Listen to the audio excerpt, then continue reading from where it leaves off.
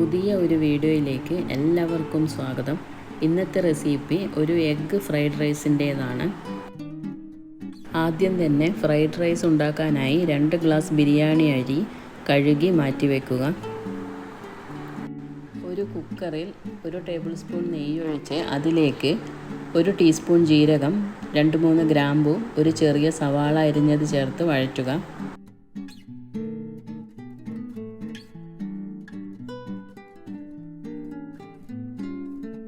സവാള കളറ് മാറി തുടങ്ങുമ്പോൾ അതിലേക്ക് കഴുകി വെച്ചിരിക്കുന്ന അരി ചേർത്ത് കൊടുക്കുക.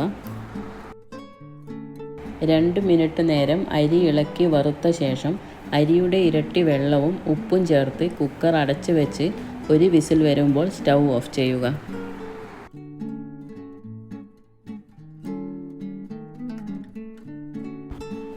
ഒരു പാത്രത്തിൽ 4 മുട്ട പൊട്ടിച്ചൊഴിച്ച് ഉപ്പും കുരുമുളകും ചേർത്ത് മിക്സ് ചെയ്യുക.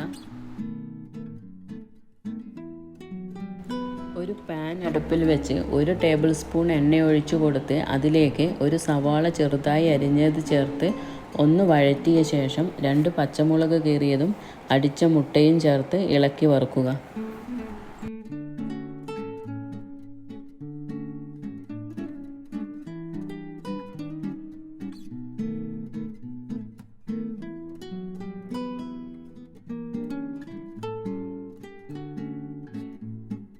ശേഷം അതിലേക്ക് ഗ്രീൻ പീസ്, ചോളം, ചെറുതായി അരിഞ്ഞ ക്യാരറ്റ് ചേർത്ത് മിക്സ് ചെയ്യുക.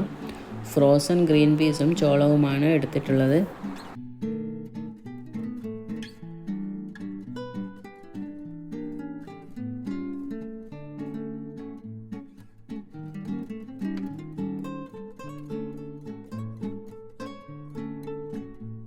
ഒരു ടേബിൾ സ്പൂൺ സോയാ സോസും 1 ടേബിൾ സ്പൂൺ ടൊമാറ്റോ കെച്ചപ്പും ചേർത്ത് മിക്സ് ചെയ്ത ശേഷം സ്റ്റൗ ഓഫ് ചെയ്യുക.